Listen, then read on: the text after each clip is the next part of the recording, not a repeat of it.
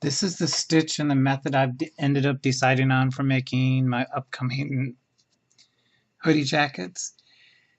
This is Blizzard fleece from Joann's, a cheap fleece, kind of thick, marginal quality.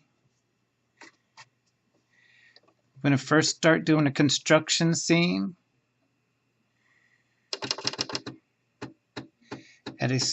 with a scant 1/4 inch seam allowance.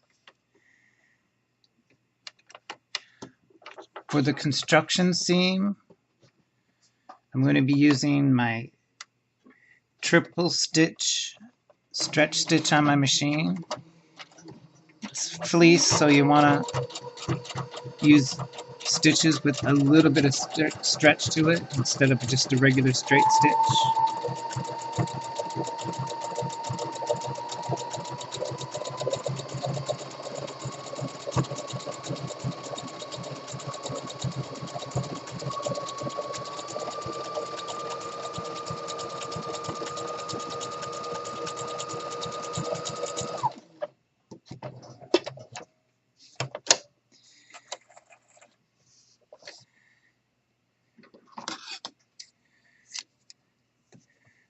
I'm just going to trim it down to make sure it's a scant 1/4 inch all the way.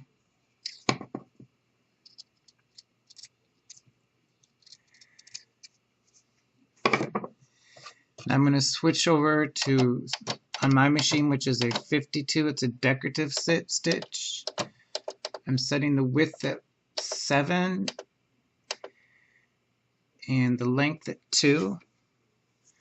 I'm going to go over to the front of the fabric. Finger press open the best you can the little seam on the back.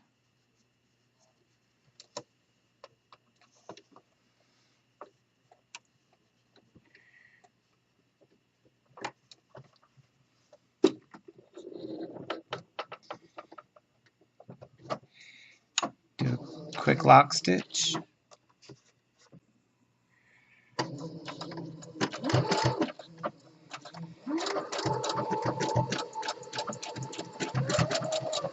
The look I'm trying to achieve with this particular decorative stitch is kind of the reverse cover stitch, which is a very popular look on active and sportswear nowadays.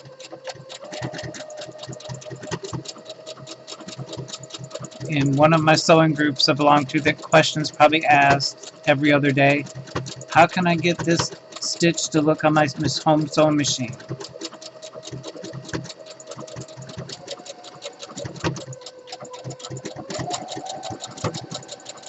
And usually there's 10 comments, it's a reverse cover stitch, can't do it. Well, with a little time, technique, and method, you can kind of come up with something that looks like it on a home sewing machine.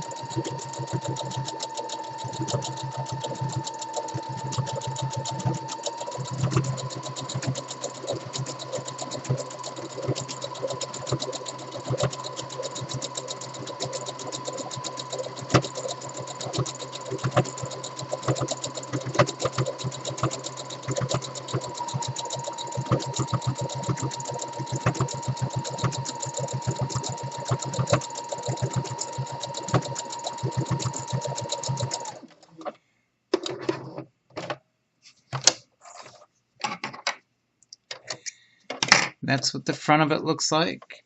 I'm using contrasting thread so you can see it a little bit better, but from a distance it kind of looks like a reverse cover stitch. Now, using the scant 1/4 inch seam allowance on the back, you can see the 7mm wide stitch grabs all of the raw edges and encases it in the stitches for a nice clean inside, outside, inside.